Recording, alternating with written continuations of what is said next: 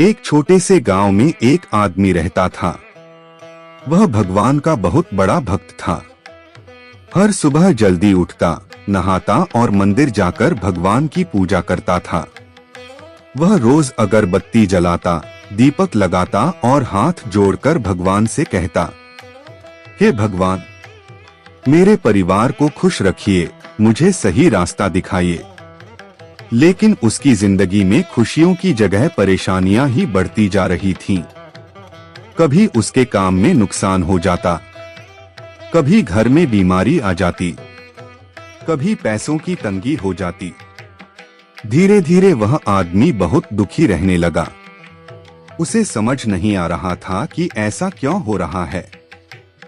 एक दिन वह मंदिर गया और भगवान के सामने खड़ा होकर रोने लगा।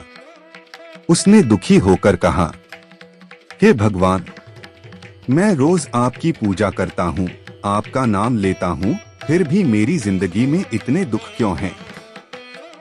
उस दिन वह बहुत उदास होकर घर चला गया। रात को जब वह सोया तो उसे एक अजीब सपना आया।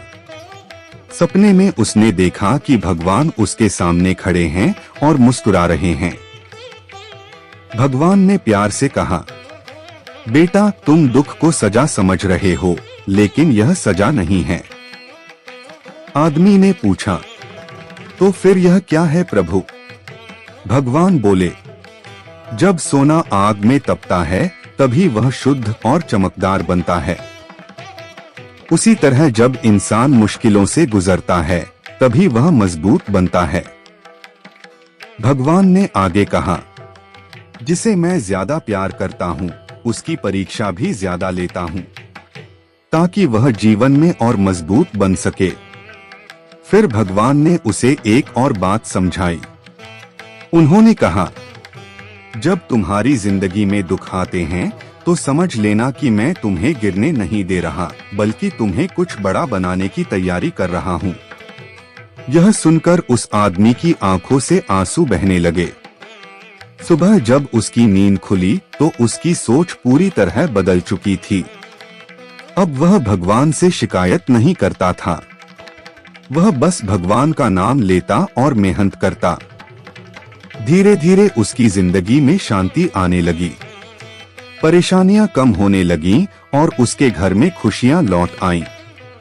अब वह हर किसी से एक ही बात कहता था, अगर आप सच्चे दिल से भगवान की पूजा करते हैं तो कभी हार मत मानिए, क्योंकि भगवान देर जरूर करते हैं लेकिन अंधेर कभी नहीं करते। सीख, अगर आप भी सोचते हैं, मैं पूजा करता हूँ फिर भी दुख क्यों मिलते हैं, तो याद रखिए, दुख भगवान की सजा नहीं बल्कि उनकी परीक्षा होती है। जो इस परीक्षा में विश्वास रखता है, भगवान उसे एक दिन जरूर खुशियां देते हैं।